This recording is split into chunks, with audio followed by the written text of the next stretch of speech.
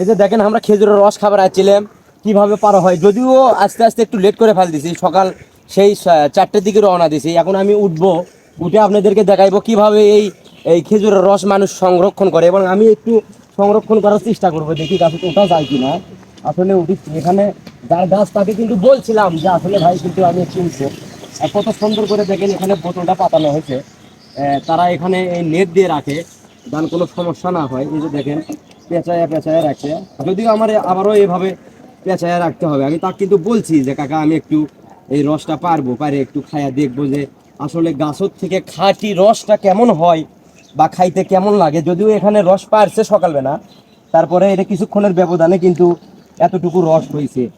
আমি গাছে উঠলাম, উঠে যাই হোক একটু খাঁটি রসটা আমি খাওয়ার চেষ্টা করবো, যদিও ছাকা লাগতো, একটু ময়লা টয়লা থাকে, তারপরেও আমি একটু খায়া দেখানোর চেষ্টা করবো যে কেমন লাগে। মাশাআল্লাহ দুর্দান্ত কিন্তু ও স্বাদ, আল্লাহর অপরূপ সৃষ্টি, গাছের নিয়ামত যে এত সুন্দর হয়, যে এত ভালো লাগে, তা এটা অপরিকল্পনীয়, আসলে কিছু বলার নাই। অবশ্যই কিন্তু আমরা কাহালুতে আসছি আজকে, আপনারা অবশ্যই আসবেন শীতের মৌসুমে। ভাই শীতের মৌসুমে যদি আপনারা না ঘোরাফেরা করেন বা না বেরোন, রস তো বড় কথা নাই, মাত্র 30 থেকে 35 টাকা লিটার। আমরা আসছি এই সৌন্দর্য উপভোগ করার জন্য, শীতের মৌসুমে আমার বড় ভাই ব্রাদারকে নিয়ে আসছি, একই সাথে বেড়াবের জন্য আসছি। আমরা রসও নিছি আমাদের ফ্যামিলির জন্য, তাই এটা আবার আমার ওই গাছে আবার কিন্তু টাঙ্গায় রাখতে হবে। দেখেন আমি কিভাবে টাঙ্গাই, আসলে কোনো সময় কিন্তু আমরা এরকম করে করিনি, দেখা যাক আমি টাঙ্গাইতে পারি কিনা। যদিও ভাইটা ক্ষতিগ্রস্তর মধ্যে পড়ে যাবে যদি আমি এটা টাঙ্গায় না রাখি। ওটা কিন্তু একদম সহজ, খেজুরের গাছে ওটা কিন্তু অতটা কঠিন নয়।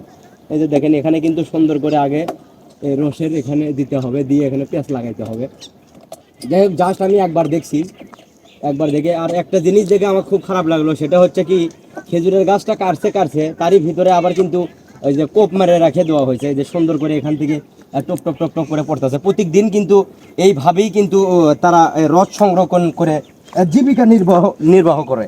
আর আপনাকে একটা কথা বলি, সেটা হচ্ছে যে এই যে আশেপাশের যে খেজুরের গাছগুলো দেখতেছেন, এগুলো কিন্তু তাদের নিজস্ব একটাও খেজুরের গাছ নয়, এটা কিন্তু অটোমেটিক হয়েছে এখানে রেল লাইনের পাশ দিয়ে। তারা কিন্তু যায় যেভাবে খেজুরের রস সংরক্ষণ করতে পারে সেইভাবেই কিন্তু তারা তার মতো করে, আসলে এক পর্যায়ে বলা যায় যে দখলদার, যাই আগে এই খেজুরের গাছটিতে এইরকম হাড়ি লাগাইতে পারবে সেই খেজুরের গাছটি কিন্তু তারই হয়ে যায়। আসলে কিছু বলার নাই, শীতের শীতের কারণে কিন্তু কাঁপতেছি, অত কিছু বলতে পারলাম না। অবশ্যই আপনারা আসবেন, আসবেন দেখবেন, ঘোরাফেরা করবেন শীতের মৌসুমে। সবাইকে অসংখ্য ধন্যবাদ ভিডিওটি দেখার জন্য। আল্লাহ হাফেজ।